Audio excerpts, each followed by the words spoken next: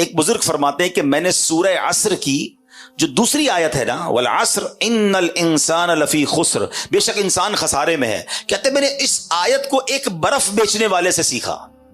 اب دیکھو جن کو سبق لینا ہوتا ہے نا، وہ کہاں سے کون سا میسج لے لیتے ہیں، عبرت کی بات کدھر سے پک کر لیتے ہیں. کہتے ہیں ایک برف بیچنے والا بازار میں صدا لگا رہا تھا، وہ برف بیچنے والا کہہ رہا ہے ارحموا من یذوب رأس مالہ، لوگوں اس شخص پر رحم کھاؤ جس کا سرمایہ پگھل رہا ہے.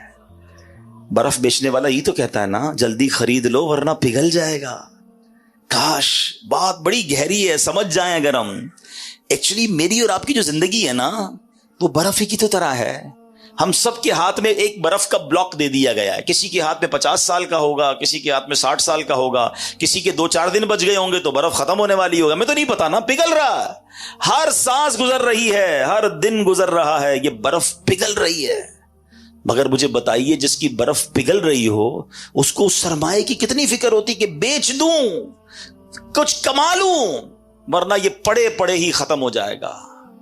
کاش جو میری اور آپ کی سانسیں ہیں نا، ہم سمجھ جائیں کہ ہر گزرتے سانس کے ساتھ، ہر گزرتے دن کے ساتھ ہم قبر کے قریب ہوتے جا رہے ہیں، ہم آخرت کے قریب ہوتے جا رہے ہیں. ارے جس کی منزل قریب آ جائے وہ اپنی سواری تیز کرتا ہے. امتحان میں کیا ہوتا ہے، اسٹوڈنٹ بیٹھے ہوں گے یا ہم میں سے بہت سارے وہ ہوں گے جنہوں نے اسٹوڈنٹ لائف گزاری ہوگی. جیسے جیسے امتحان کی ڈیٹ قریب آتی ہے ہماری تیاری بڑھتی جاتی ہے، ٹینشن بھی بڑھتی جاتی ہے. بلکہ جس دن صبح امتحان ہو رات نیند نہیں آتی کہ صبح امتحان دینا ہے. قبر کا امتحان نہیں دینا، محشر کا امتحان نہیں دینا، اور ہر روز میں اور آپ اس کے قریب ہو رہے ہیں. ہو سکتا ہے آج رات یہ امتحان ہو سکتا ہے کل ہو سکتا ہے اگلے ہفتے ہو. کون تیاری کر رہا ہے؟ بلکہ عجیب بات یہ ہے کہ ہر گزرنے والا دن اللہ سے قریب ہونے کی بجائے اکثریت وہ ہے جو اللہ سے دور ہو رہی ہے. ہر دن گزر رہا ہے، گناہ بڑھ رہے ہیں، نت نئے حرام کاموں کی طرف قوم جا رہی ہے. نہ کریں ایسا، برف پگھل رہی ہے. وہ شاعر کہتے ہیں نا، ہو رہی ہے عمر مثل برف کم، ہو رہی ہے عمر مثل برف کم، رفتہ رفتہ چپکے چپکے دم بدم، سانس ہے ایک راہ روئے ملک عدم، سانس ہے ایک راہ روئے ملک عدم، دفعتن ایک روز یہ جائے گا تھم، ایک دن مرنا ہے آخر موت ہے، کر لے جو کرنا ہے آخر موت ہے. کاش یہ بات سمجھ آ جائے کہ مجھے مرنا ہے اور خالی ہاتھ نہیں جانا. اگر جس رفتار سے میں گناہ کر رہا ہوں توبہ کا موقع نہ ملا تو مارا جاؤں گا. امام فخر الدین رازی نے یہ بات ایک اور انداز سے سمجھائی. یہ جو سانسوں کی ویلیو ہے نا، منٹ کی ویلیو کیا ہے. آپ فرماتے ہیں تصور باندھو ایک شخص 1000 سال زندہ رہا اور اس نے 1000 سال گناہوں میں گزار دی زندگی، 1000 سال تک. اب اس کے پاس صرف ایک لمحہ باقی ہے اور اس ایک لمحے کے بعد اسے موت آنے والی ہے. اب اگر وہ اس آخری لمحے میں نزا کی کیفیت طاری ہونے سے پہلے توبہ کر لے تو اس توبہ کی برکت سے اس کے 1000 برس کے گناہ معاف ہو سکتے ہیں. بات سمجھ آ رہی ہے کہ اس ایک لمحے کی برکت، اس ایک لمحے کی اہمیت کیا ہے کہ 1000 برس کے گناہ ایک طرف، لیکن اگر اس ایک لمحے میں اس نے سچی توبہ کی، اللہ قبول کر لے تو سارے گناہ معاف. اور اس کے بدلے میں کیا ملے گا؟ اللہ تعالیٰ کی رحمتوں کا جو مقام ہے جنت، اس کی ابدی نعمتوں کو حاصل کرنے کا موقع بھی مل جائے گا. اللہ بات سمجھنا ہوگا کہ اس سے اندازہ یہ لگانا ہے کہ ایک لمحے کی اتنی قیمت ہے تو اگر بندہ ساری زندگی نیکیوں میں گزار دے تو کیا کچھ نہیں ملے گا اسے. اس کو ایک اور انداز سے سمجھتے ہیں کہ ایک ایک سیکنڈ، ایک ایک لمحہ کتنا قیمتی ہے، ہم کتنا کچھ کما سکتے ہیں. ذرا مل کے کہیے سبحان اللہ. اب کہیے الحمدللہ، اب کہیے اللہ اکبر. میرا خیال ہے 1 منٹ گھڑی آگے نہیں بڑھی، 30 سیکنڈ لگے ہوں گے، 25-30 سیکنڈ. ہم سب نے بیٹھے بیٹھے نہ پسینہ بہایا نہ محنت کی، کچھ بھی نہیں کیا، صرف 30 سیکنڈ میں آپ کو پتا ہے ہم نے کیا کمایا. میرے نبی علیہ الصلوۃ والسلام کے سچے وعدے ہیں. احادیث میں مضمون ملتا ہے جو ایک بار سبحان اللہ کہے اس کے لیے جنت میں درخت لگا دیا جاتا ہے. ایک بار اللہ اکبر کہے جنت میں درخت، ایک بار الحمدللہ کہے جنت میں درخت لگا دیا جاتا ہے. بیٹھے بیٹھے اتنا آسان. پھر میں نیکیاں نہ کروں، پھر میں ان لمحات کی قدر نہ کروں، پھر میں گھنٹوں گھنٹوں دنوں مہینوں گناہوں میں گزاروں، فضول باتوں میں، فلمیں، ڈرامے، گانے باجے، سوشل میڈیا، دوستوں کا گپ شپ گزرتا جا رہا ہے۔ نہ کریں ایسا۔ روایتوں میں مضمون ملتا ہے کہ مرنے کے بعد نیک بھی پچھتائے گا، گناہگار بھی پچھتائیں گے۔ عرض کی گئی یا رسول اللہ صلی اللہ تعالی علیہ وسلم، گناہگار پچھتائے گا، یہ تو بات سمجھ آ رہی ہے، گناہ ہیں اس کے، خطائیں ہیں، نیک کیوں پچھتائے گا؟ ارشاد ہوا نیک اس لیے پچھتائے گا کہ جب اپنے فضول اوقات یاد کرے گا اور اپنی نیکیوں کا جب اجر دیکھے گا نا، کہ نمازوں کا اتنا ثواب، نیکیوں کا اتنا ثواب، کاش میں نے فضول باتیں کی تھیں، فضول ٹائم ضائع کیا تھا، وہ بھی نہ کرتا تو اس کا ثواب بھی مجھے مل جاتا۔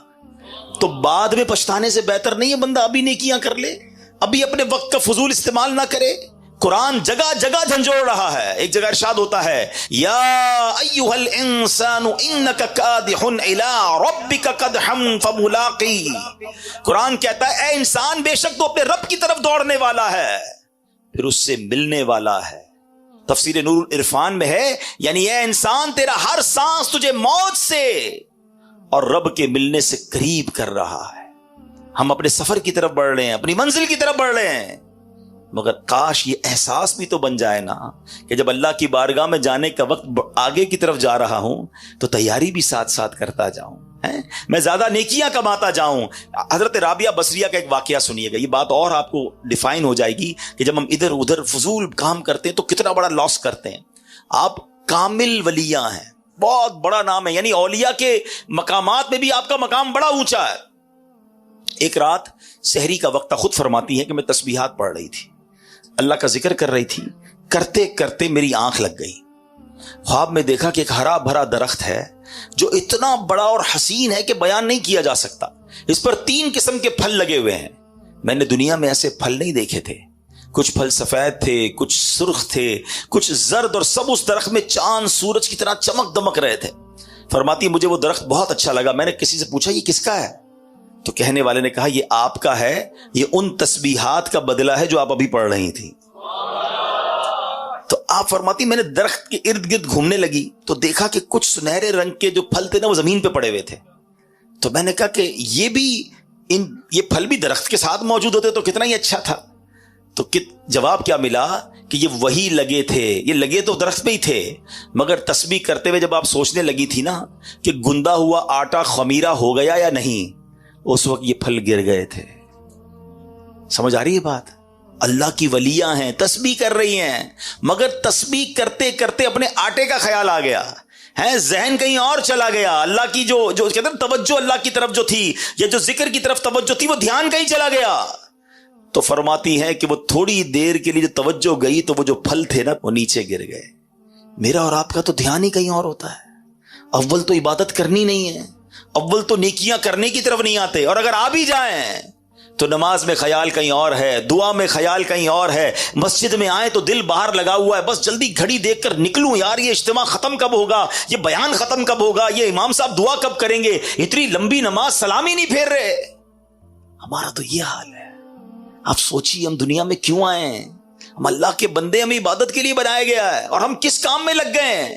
اور ان تمام چیزوں کا جو اجر ہے نا، کہیں ایسا نہ ہو کہ قیامت کے دن کہا جائے کہ یہ نمازوں کا تمہارا اجر تھا مگر توجہ نہ تھی، اخلاص نہ تھا، یہ سب پھل نیچے گر گئے۔ تم نے صدقے تو دیے، تم نے خیرات تو کی، تمہیں اتنا پہاڑ جتنا ثواب ملنا تھا، مگر اس خیرات اور اس صدقے میں تمہاری نیت اللہ کی رضا نہیں بلکہ واہ واہ کی نیت تھی، لوگوں کو دکھانا تھا، یہ پہاڑ جتنی نیکیاں تمہاری ڈیلیٹ کر دی گئی ہیں۔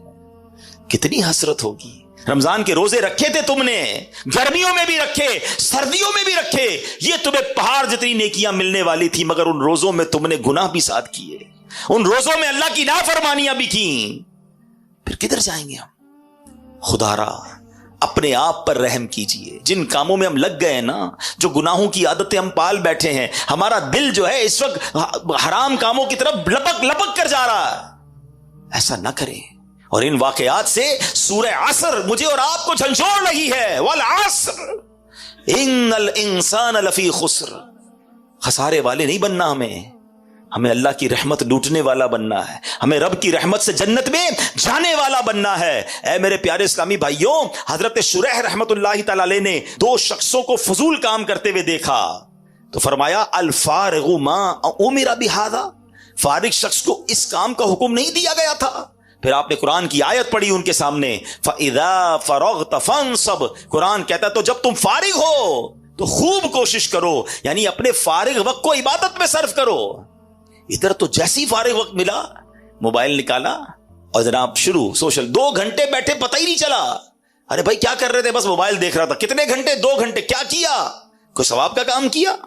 خود سوچے کیا کیا دیکھا, آنکھوں نے کیا دیکھا, کانوں نے کیا سنا. کاش یہ جو تھوڑے تھوڑے وقت ملتے ہیں نا. آپ کو پتا ہے آج کل دنیا میں ایک فینومینا ہے, جو پڑھے لکھے لوگ ہیں میری بات جلدی پک کریں گے, یونیورسٹی آن ویل ہے, راستے میں کیے جانے والے کورسز. اب لوگوں نے کیا کیا ہے انٹرنیشنلی, پاکستان میں بھی ہوتا ہے کہ اگر مثال کے طور پہ روزانہ کسی کو جاتلا سے دینا یا میرپور یا کسی اور شہر میں روزانہ صبح جانا ہوتا ہے, بس میں جاتا ہے یا گاڑی میں جاتا ہے یا کسی طرح. اب لوگوں نے کیا کیا انٹرنیشنلی کہ جب وہ ٹریول کرتے ہیں نا تو اس ٹریول ٹائم میں کچھ پڑھنا شروع کر دیتے ہیں. جاتے ہوئے بھی پڑھ رہے ہیں, واپسی میں پڑھ رہے ہیں, تاکہ وہ آدھا گھنٹہ جو ٹریولنگ میں ہے, اگر ایسی جگہ بیٹھے, ٹرین ہے, بس ہے, کہ کچھ پڑھا جا سکتا ہے, سنا جا سکتا ہے, تو وہ سنتے ہیں اس آدھا گھنٹہ 1 گھنٹہ, تاکہ اس وقت کو ضائع نہ ہونے دیں اور اگلے 4-6 مہینے سال میں کوئی پورا ڈپلوما کر لیتے ہیں, کوئی الگ کورس کر لیتے ہیں. الحمدللہ آپ کی میری دعوت اسلامی نے ہمارے لیے بڑے کام آسان کر دیے ہیں. پورے قرآن پاک کی تلاوت, پورے قرآن پاک کا ترجمہ, پورے قرآن پاک کی تفسیر صراط الجنان آڈیو میں جاری کر دی ہے. آپ فارغ ہے گاڑی میں, آپ ٹریول کر رہے ہیں, کان سے لگائیے اپنے موبائل فون کو. کئی لوگ جناب ہیڈ فون لگا کر گانے سن کے سفر پورے کرتے ہیں. آپ تلاوت سن کر, ترجمہ سن کر, تفسیر سن کر, آپ کہتے روز ایک بیان آدھے گھنٹے کا سن لوں, ایک فرض علوم سیکھ لوں. آپ جو کرنا چاہتے ہیں انٹرنیٹ پر الحمدللہ دعوت اسلامی والوں نے وہ ڈال دیا ہے. پہلے ذہن تو بنے کہ جناب اس وقت کو استعمال کرنا ہے. مجھے بہت کچھ نہیں آتا جو میں سیکھ سکتا ہوں. بہت پہلے کی بات ہے, ہمارے ایک جاننے والے تھے, وہ کہتے ہیں میں اپنی فیکٹری جاتا ہوں, 1 گھنٹہ گاڑی جلا کر جاتا ہوں, 1 گھنٹہ واپس آتا ہوں. میں نے کیا کیا ہے, اپنی گاڑی میں قرآن پاک ترجمے کے ساتھ رکھ لیا ہے. کنز الایمان کا ترجمہ اس زمانے میں جاری ہوا تھا. وہ کہتے ہیں جاتے ہوئے 1 پارہ سنتا ہوں, واپسی میں 1 پارہ سنتا ہوں. ہر 15 دن بعد میرا گاڑی میں ختم قرآن ہو جاتا ہے.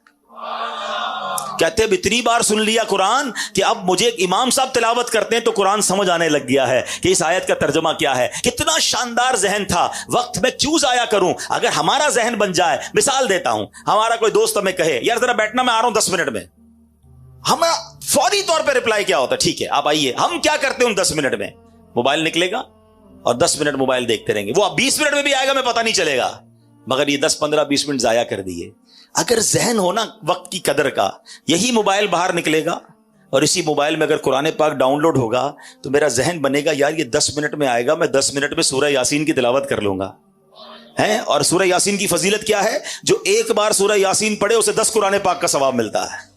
یار یہ 12 منٹ کا کہہ کر گئے ہیں, مجھے 12 منٹ انتظار کرنا ہے, میں 112 بار درود پاک پڑھ سکتا ہوں. تسبیح نکلے گی جیب سے, 112 بار درود پاک ہو جائیں گے. اگر ان چنک آف ٹائم, جس کو کہتے ہیں وقت کے چھوٹے چھوٹے پیسز, یہ جو چنک آف ٹائمز ہیں, اس کو استعمال کرنے کا اگر ذہن بن جائے تو آپ یقین کریں آپ اتنی ساری نیکیاں کما سکتے ہیں. ارے موبائل فون اور سوشل میڈیا پر جانا ہی ہے تو دعوت اسلامی کے سوشل میڈیا کے پیجز ہیں, جائیے کوئی بیان سن لیں, کوئی نعت سن لیں, کوئی مدنی پھول سن لیں, تاکہ میرے علم میں اضافہ ہو, میرا وقت ضائع نہ ہو. سبحان اللہ, ہمارے بزرگان دین کو کس قدر وقت کا احساس تھا, اپنے وقت کی قدر و منزلت تھی. ایک بزرگ کے بارے میں آتا ہے کہ آپ نے 40 سال ہو گئے روٹی نہیں کھاتے تھے, بھوک لگتی تھی تو ستو پی لیتے تھے. تو کسی نے کہا حضرت آپ روٹی کیوں نہیں کھاتے؟ کہتے میں نے کیلکولیٹ کیا, روٹی کھانے اور ستو پینے کے درمیان میں 90 بار اللہ کا نام تسبیح زیادہ پڑھ سکتا ہوں. تو میں نے سوچا روز کھانا کھاؤں گا, روز روٹی کھاؤں گا تو 90 تسبیح کم ہو جائیں گی. ستو پی کر بھی پیٹ بھر جاتا ہے. تو انہوں نے روٹی کھانا چھوڑ دی, ستو پینا شروع کر دیا. ادھر روٹی پہ بیٹھتے تو کھڑے ہی نہیں ہوتے. 5, 10, 12 منٹ میں کھانا کھایا جا سکتا ہے, 1.5 گھنٹے تک دسترخوان پہ بیٹھے کیا کر رہے ہیں, گپ شپ کر رہے ہیں. بہت ٹائم ہے نا, نہیں ہے ٹائم.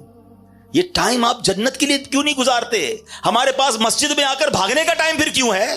یہاں بھی تو تھوڑا ٹائم گزارو نا. اللہ کے گھر میں آ کر کتنے نوافل پڑھے, کتنی تسبیحات پڑھی, مگر یہاں آ کر بے چینی شروع ہو جاتی ہے.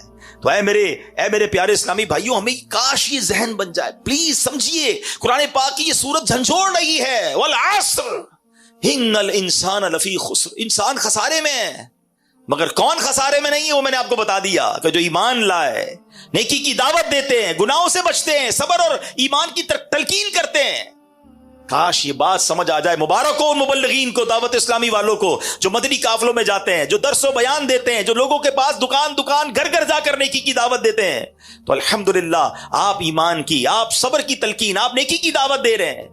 ہمیں یہ کام کرنا ہوگا، کہیں ایسا نہ ہو کہ ہم خسارے والوں میں ہو جائیں. اے میرے پیارے اسلامی بھائیوں، ذرا تصور باندھیے، قیامت کا ایک تصور بناتے ہیں کہ جب اللہ کی بارگاہ میں مجرموں کو پیش کیا جا رہا ہوگا، لوگوں کو بلایا جائے گا کہ آؤ اپنا نامہ اعمال لے کر. اب ہمارا نام پکارا جائے کہ فلاں بن فلاں بھی آ جائے. ہم جھجکیں گے، ہم ڈریں گے.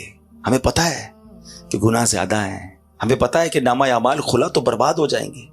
شرم بھی آ رہی ہوگی، کیونکہ اتنے گناہ ہیں کہ لوگوں کے سامنے پڑھ کر کیسے سنائیں گے. اور جب ہمارا نامہ اعمال ہمارے ہاتھوں میں تھما دیا جائے گا تو ہمارا بنے گا کیا؟ قرآن میں بتایا گیا کہ جو مجرم ہوں گے نا، وہ پتہ ہے کیا پکاریں گے جب ان کا نامہ اعمال دیا جائے گا نا انہیں، تو ان کی چیخو پکار کیا ہوگی؟ قرآن کہتا ہے یا لیتنی لم اوت کتابیا ولم ادری ما حسابیا، اے کاش کہ مجھے میرا نامہ اعمال نہ دیا جاتا اور میں نہ جانتا کہ میرا حساب کیا ہے. یا لیتہا کانت القاضیہ، اے کاش کہ دنیا کی موت ہی میرا کام تمام کر دیتی. ما اغنا عنی مالیہ، میرا مال میرے کچھ کام نہ آیا. ہلک عنی سلطانیہ، کیا کہے گا؟ میرا سب زور جاتا رہا.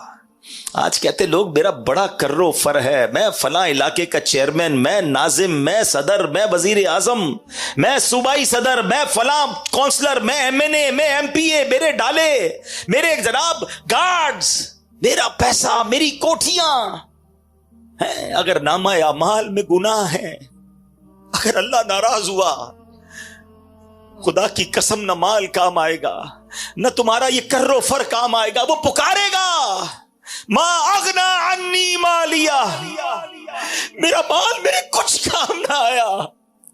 ہلک عنی سلطانیہ، میرا سب زور جاتا رہا. اس دن کیا کریں گے؟ اس دن کس کو پکاریں گے؟ اپنے نامہ اعمال کو ٹھیک کر لو، اپنے نامہ اعمال میں نیکیاں درج کروانے کی فکر کیجئے. میرے پیارے اسلامی بھائیوں، اس دن اعمال تولے جائیں گے. قرآن کہتا ہے سورہ قارعہ میں، پڑھیے تو صحیح قرآن کیا کہتا ہے؟ القارعۃ مالقارعہ وما ادراک مالقارعہ یوم یکون الناس کالفراش المبثوث وتکون الجبال کالعہن المنفوش. پہلے تو قرآن نے قیامت کا منظر بتایا نا، کہ پہاڑ اڑ رہے ہوں گے، لوگ بھاگ رہے ہوں گے پتنگوں کی طرح، ہیبت ناک منظر ہوگا. اور اس خوف میں ہوگا کیا؟ فَأَمَّا مَنْ ثَقُلَتْ مَوَازِينُهُ فَهُوَ فِي عِيشَةٍ رَاضِيَةٍ. قرآن کہتا ہے جس کی نیکیوں کا پلڑا بھاری ہو گیا، وہ عیش میں ہوگا، چین میں ہوگا، مزے میں ہوگا. لیکن کہتا ہے وَأَمَّا مَنْ خَفَّتْ مَوَازِينُهُ، جس کی نیکیوں کا پلڑا ہلکا ہو گیا، فَأُمُّهُ هَاوِيَةٌ وَمَا أَدْرَاكَ مَا هِيَ نَارٌ حَامِيَةٌ. جس کی نیکیوں کا پلڑا ہلکا ہو گیا، وہ بھڑکتی ہوئی، شعلے مارتی ہوئی آگ میں چلا جائے گا.